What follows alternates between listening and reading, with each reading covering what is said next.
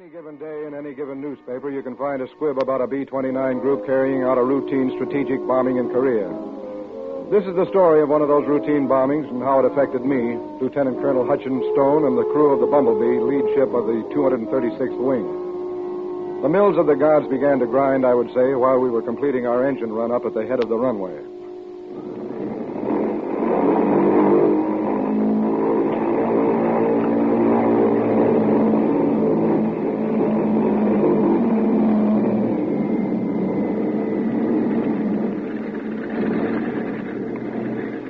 Finished with the run-up, Murph? There's a 75 RPM drop on the front mags in number 2, but it shouldn't bother us any.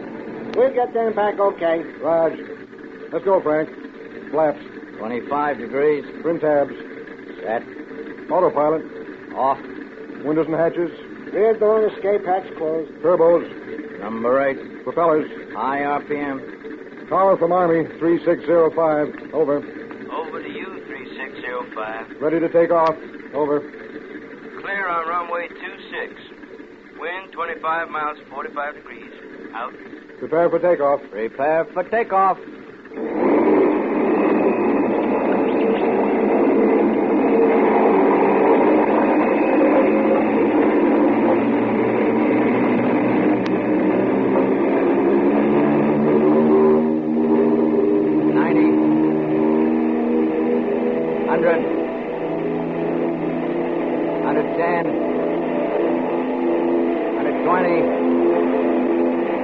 Airborne. 135.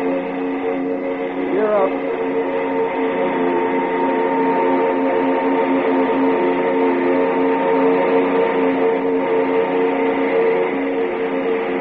Power condition 2. Manifold pressure 43.5. Prop pitch 2400. Climbing at 500 feet per minute. Raise flaps. Coming up easy.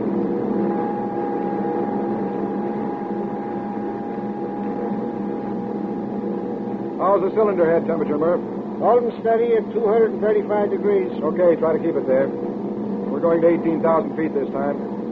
I hope you can read that cruise control chart. Don't worry. You fly this heap according to my figures, and you'll have plenty of fuel left when we get back. How much is plenty? About 300 gallons. Oh, big deal. Just enough for one trip around the pattern. Hey, Max.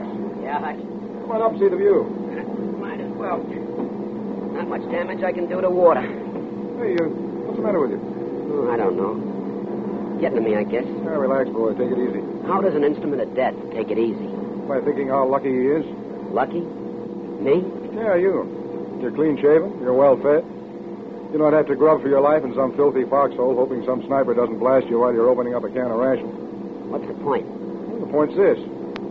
In addition to living well, we never come into contact, personal contact, that is, with the enemy. We do our job and never see close at hand the damage we do. It's one way of looking at it. There's one other way. And that is? The more efficient we are now, the sooner you can get back to doing what you were doing before all this.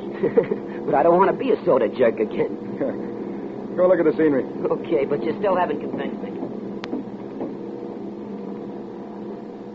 Colonel Stone, sir. Huh? Oh, what is it, Sergeant? Big one tonight? Yeah, pretty big. Railroad center. How many groups? Just us.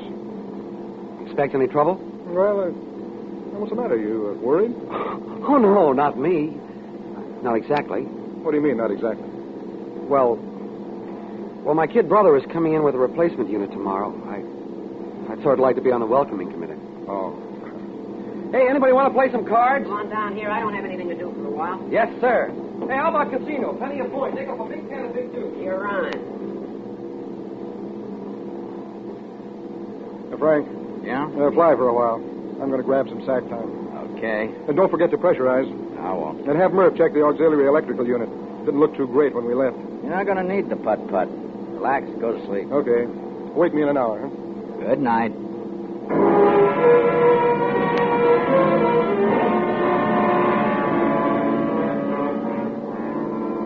Before I fell asleep, I thought of my ship and its crew.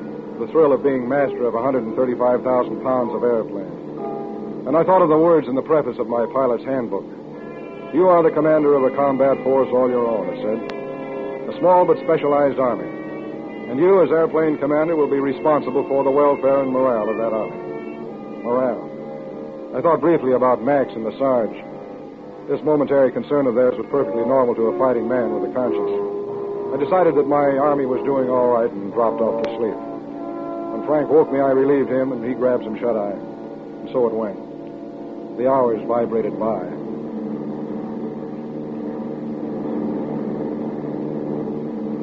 Hey, Hodge. Talk to me, Willie.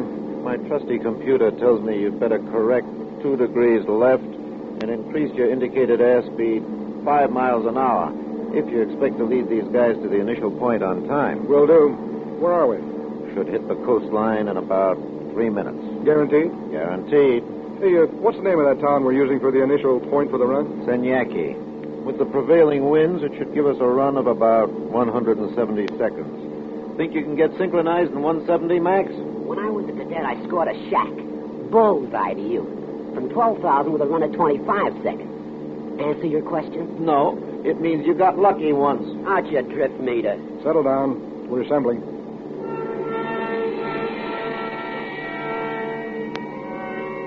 Our group assembled. 67-ton birds of destruction flying almost 600 miles to lay their lethal eggs on the enemy. My job was almost over. Control would soon pass from my hands to the 2 synchronizing knobs of Max's bomb sight. He would fly us down the path to the target, the path from which there was no turning. A man's got to be a little frightened when he approaches something like this. I wouldn't want a man on my crew who said he wasn't. Because when a man doesn't scare in a situation like this, he's a fool. And a B-29 is no place for a fool.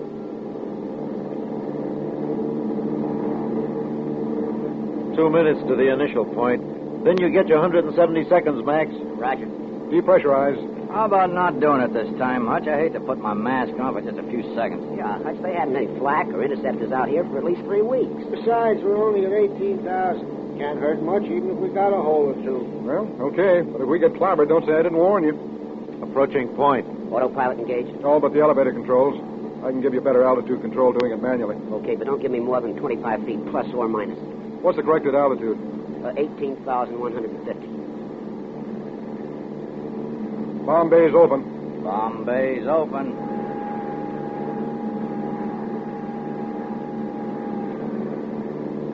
Okay, Max, you've got it. Frank, check the gunners. Right gunner. Left gunner. Tail gunner.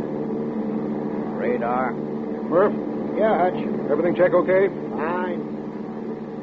You know, it's too quiet here. Yeah. Hope we got the right place. Keep Thanks. 3 o'clock, high, closing fast. Well, start shooting. We can't move now. Comes a whole mess up. I'm heading right for us. Hurry up, Max. Hutch, there's a couple coming this way. 1 o'clock. Move it, move it. Drop 'em, Max. Drop 'em. I need 15 more seconds. Hutch, here they come. Sarge, get 'em, get 'em. I can't stop them.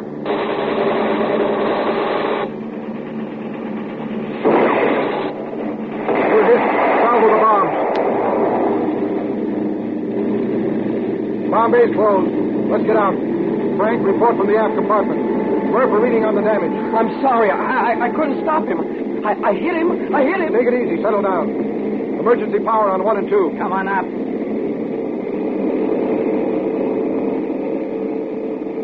What's the score, Frank? Quick, before they make another pass at us. Number 3 and 4 engines wrecked. Half the right flap's gone. No fire that the scanners can notice. Willie, we're losing 120 feet a minute with full power. Indicated airspeed is 180. I have to keep that right wing up, and I can't drop my airspeed. Too much chance of stalling. How far can we get before we hit the briny? I have it for you in a minute. What have you got for me, Murph? Cylinder head temperature on 1 and 2 running a little high. Started fuel transport from number 4 tank to number 1 and 3 to 2. Got to run engines at auto rich to keep them cool. Manifold pressure 36, RPM 2100. Can we feather the bad ones? Both prop hubs smashed, blades bent. No chance. Anything yet, Willie? We're just getting it now. I think this is about right. Assuming we maintain our present speed and rate of descent and don't run into any wind trouble, we should hit the briny about 240 miles this side of home. Well, I guess that does it. I hate to do this to you guys, but I think we better break out. Colonel Stone from Curly in the tail. Over. Go ahead, Curly. They're back. Miggs. 5 o'clock. 4 of them. Stand by. They're back. They know we're crippled. Well, do you want to fight or take your chances on bailing out? We bail out, we're good target practice. Let's fight. I want another chance at him, Colonel. What do you say, Murph? You guys shoot the guns. I'll keep her running. Me too. Okay, then, let's fight. Curly, Yes, sir. your gear operating back there? Yes, sir. Then use it. We're going to see if the Bumblebee still has her sting.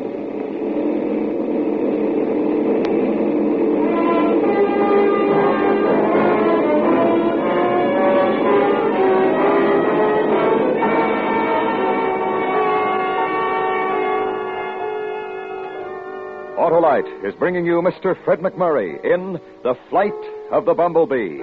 Tonight's production in radio's outstanding theater of thrills, Suspense.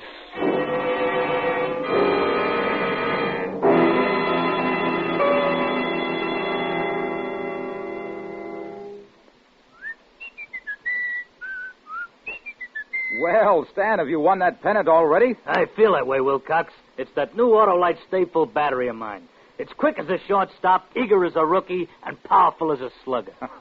And best of all, the Autolite Stay Full needs water only 3 times a year in normal car use. And you know, Stan, that Autolite Stay Full has more protection than a whole league of catchers. Why, it has fiberglass retaining mats around each positive plate to reduce shedding and flaking and give the Autolite Stay Full longer life, as proved by tests conducted according to accepted life cycle standards. That Autolite Stay Full has made a hit with me, Wilcox. Why, money just can't buy a better battery than the Autolite Stay Full. So, friends, to quickly locate your nearest Autolite battery dealer who services all makes of batteries, just call Western Union by number and... Ask for me, Operator 25. I'll gladly tell you the location of your nearest Autolite battery dealer where you can get an Autolite Stay Full. The battery that needs water only 3 times a year in normal car use.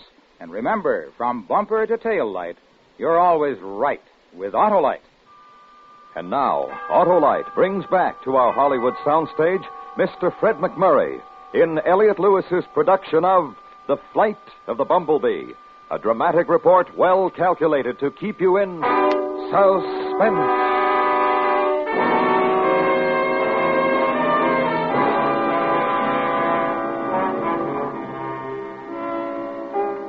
It wasn't much of a decision to make. We all knew that to bail out meant we'd be target practice.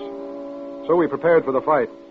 With number 3 and 4 engines knocked out, we were short 3 generators, which meant there wasn't enough electrical power to drive the gun turrets and the computers. I ordered the putt-putt, the auxiliary electrical unit, on the line and dropped to 10,000 feet. Then, without pressurization, the 3 remaining generators plus the power generated by the putt-putt might be enough to do the job. This, of course, assumed the auxiliary unit was working properly. Also, diving down to 10,000 gave us enough excess speed to eliminate, for all practical purposes, the possibility of more than one tail pass by the enemy. The men took up their positions and waited, but not for long. Here they come. 4 of them. Now listen, I don't want the gunners to start the turrets moving until it's absolutely necessary. We haven't got enough power. Wait till they're right on us before you pour the juice to them. Okay, Skipper. It's Roger, sir. And keep the crosstalk to a minimum. Right gunner to pilot. Over. Go ahead, Marty. Can you drop your right wing a little? Makes an awful blind spot for me. Can't do it. Got to keep these dead engines high. Sorry. Okay, sir. But if you really need it, I mean really, yell and I'll drop it for you. They'll probably come in that way at least once. Maybe we can trap them. Right, sir. Look out, Al. Coming at you. I see him. You got him now, Sarge. Little to the right, sir.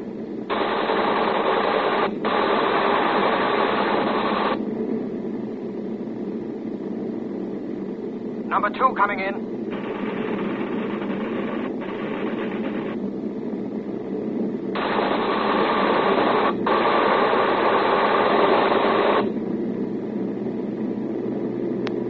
O'clock low, coming in.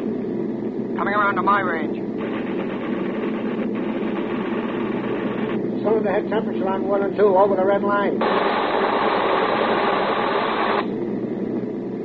Open the cowl flaps another 2 degrees. Cool them off. It'll slow us down. I can't help it. These engines have got to get us back. There's number 4. Hold it right there, Colonel. He's making a pass head on.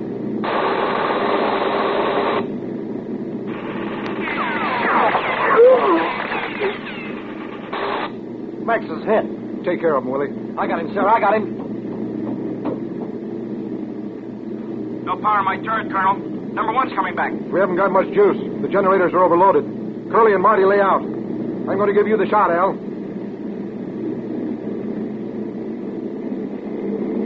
little more to the left, sir. I think I can... Al? Al? Take care of them, somebody. They're heading for my blind spot. Tell me when you want that right wing down, Marty. Yes, sir. Now, don't miss, Marty. We want to get home. Now, hold the crosstalk. Here it comes. Not yet. Not yet. Now, Colonel, drop it. Drop it now. Here you are, Marty. I hit him. He's a flamer. There they go. Come on back and fight. I never did get a good shot. Come on back. There they go, Hutch. We made it. Take over, Frank. I want to take a look at Max. Got it.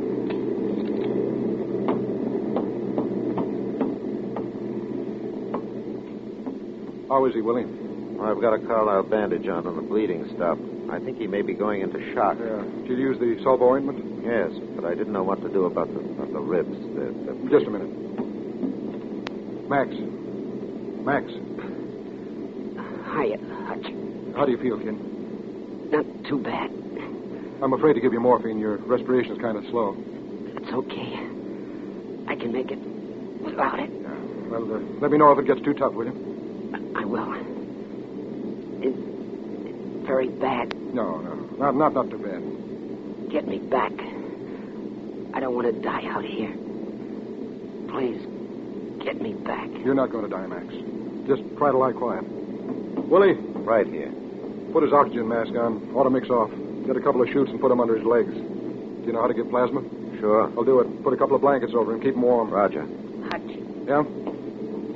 Remember what I said before about being an instrument of death? Forget it. Don't worry. No, wait. What I want to say is I don't care anymore. I wouldn't even care if I could see all the damage I do. Just lie quiet. I've got to go now. What are you going to do? I'm going to get you home.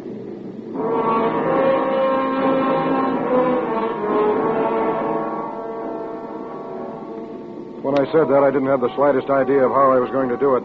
I went up and talked to Murph and found that nothing we could possibly do to the engine was going to keep us from losing about 100 feet a minute. We looked at each other like a couple of stupid fools for a while, and then Murph made a suggestion that gave me an idea. He said that if we were anywhere near basic weight, we could maintain altitude. First, we tried to figure out how we could dump some fuel, but that would have been defeating ourselves. Then I got the idea, why not drop everything over the side that wasn't absolutely essential to keep the Bumblebee in the air? That might get us down to near basic weight. How do you know it'll work? Well, what have we lost if it doesn't? Nothing. What are we waiting for? Okay, you fly for a while. I've got work to do. Sarge? Yes, sir? I want you to start dismantling Max's gear forward. The bomb sight, intervalometer, track down all the electrical cables and rip them out. The cables are all color-coded. Frank? No, what is it? Do you have a set of technical orders aboard? Got 'em right here. Well, check through and give Sarge the letter coding and the color coding of the bomb equipment. Will do. I want everything pitched out. Now get started. It's practically out now. How's your gear, Willie? I can get rid of everything except my computer. My drift meter got clobbered, so I can't use it anyway. The cabinet and my tables can go, too. Fine.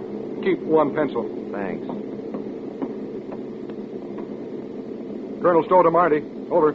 Yes, sir. This is Marty. How's Al doing? Pretty good, sir. He's not going to be running around for a while, but he'll be in shape okay. Good. I'll be back there pretty soon. Out. Expect any more shooting? No. Why? The armor plate comes off real easy, just bolts and wing nuts. So does the bullet-resistant glass behind the instrument panel. All right, dump that out, too. How are you doing, Sarge? Oh, dandy, Colonel. Just dandy. Murph, toss the hot food unit out. Save some extra water. It hurts, but I'll do it. Willie, as soon as you finish with your stuff, you and Murph tear down the armor. I'm going aft.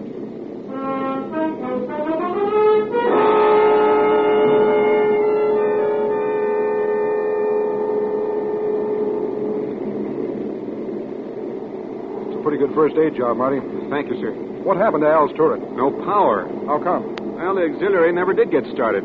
We didn't get 1 volt of power out of that putt-putt. Toss it out. Yes, sir.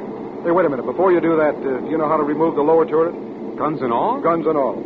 Yes, sir, we can, but it's quite a job. I don't care how big a job it is. Can we do it? Yes, sir.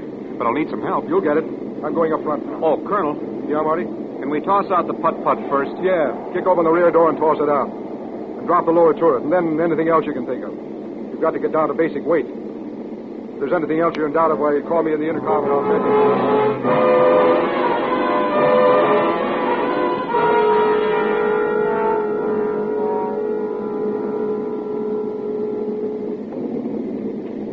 Oh, there it is.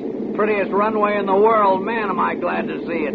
Yeah, they're standing by on runway 26. Notify crew. Prepare for landing. We'll dispense with the rest of the checklist. Gear down. Gear coming down.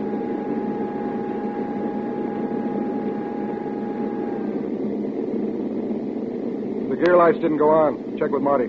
Frank to Marty, over. Is the gear all the way down? What? Check again.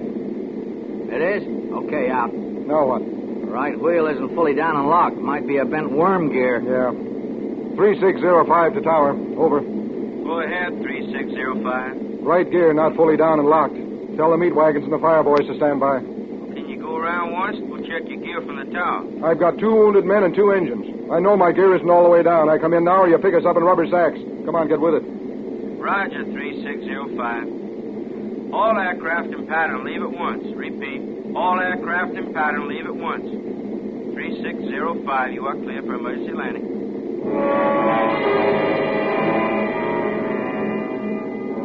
Within a few seconds, I could see the ambulance racing to where they figured the plane had stopped. Then I saw the full-night boys turn down the taxi strip that paralleled the runway. I knew what the procedure'd be. They'd start down the runway and start throwing the stuff at the engines the minute we touched the ground. They sure took chances, those fire boys. Take your positions for a crash landing. Somebody take care of Max. I've got him.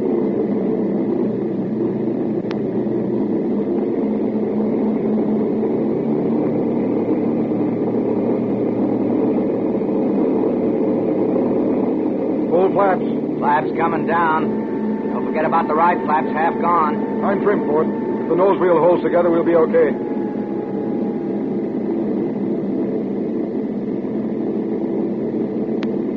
Call for the idle cutoff when you're ready. Right. Give me the count, Frank. Speed 138. 130. 120. 110. 100. 90. Cut the switches, Murph. Right.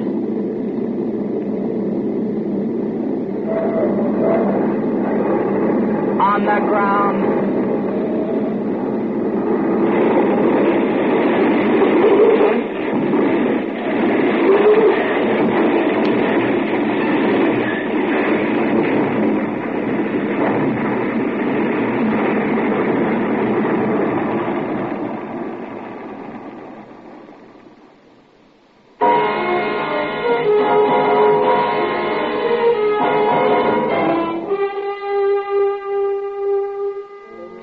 We didn't catch fire. We didn't turn over. We were just ground looped. And that was the end of our routine operational flight. Max and Al made it okay, and the rest of us had ourselves a weekend in Tokyo. The Bumblebee, they had to junker. There wasn't enough left to make repairs worthwhile. And now, if you'll excuse me, I have to go to a briefing.